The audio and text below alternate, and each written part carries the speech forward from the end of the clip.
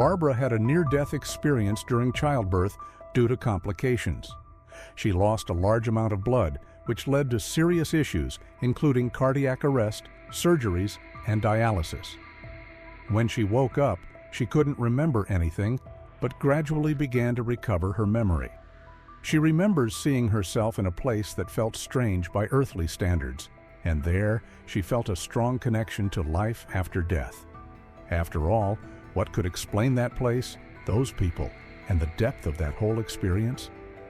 Hello, I'm Marcus, and it's a pleasure to have you here at Beyond the Life We Live.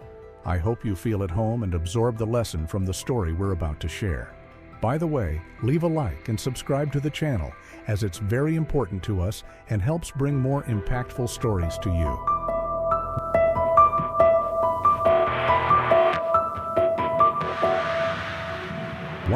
Barbara was diagnosed with placenta previa, a condition during pregnancy where the placenta is located very low in the uterus, either close to or covering the opening of the cervix. This can cause bleeding during pregnancy, especially in the third trimester. Her doctor had warned her to go straight to the hospital if there was any bleeding, and that's exactly what she did.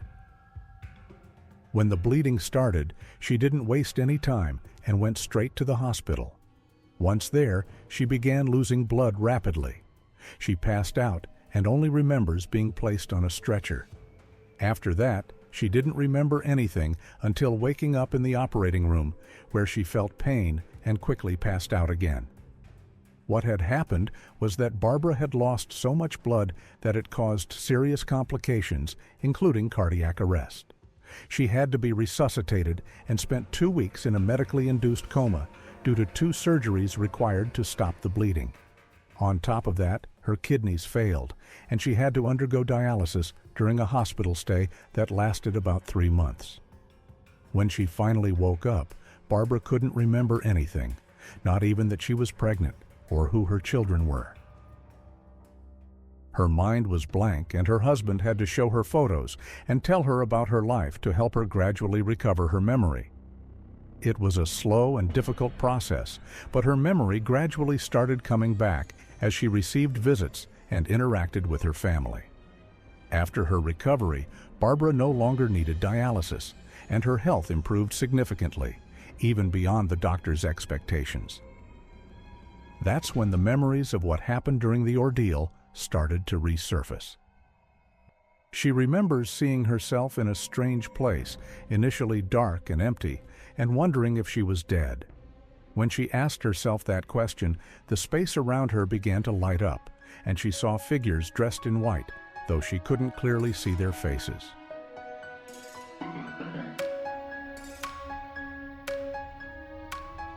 These figures seemed to be part of the environment itself. She couldn't hear them speak, but she noticed they seemed to be interacting with each other. When one of them approached her, she initially thought they might be doctors because of the white clothing, but then found it strange that one of them seemed to be floating. The figures appeared larger than she was and seemed to be male, and she quickly sensed there was some kind of hierarchy or structure among them based on their behavior. She didn't feel like she was floating like they were, but what struck her as odd was that she couldn't see her own body. The sensation that most people describe about having 360-degree vision didn't happen in her case. She had to physically turn to look in different directions. She noticed that her body felt incredibly light, and even though she couldn't see it, she could still feel its presence there. These details gave her absolute certainty that there is life after life. Barbara says that after coming back, she no longer feared death, because what should have been frightening actually came with a feeling of peace and relief. Although she can't say for sure if her perceptions came directly from the place she was in during the experience, she feels a deep connection to it and a meaningful change in how she sees many things in life. And even though her husband suggested that everything she went through was just an anesthesia-induced hallucination, Barbara firmly believes that what she saw was a real and meaningful experience.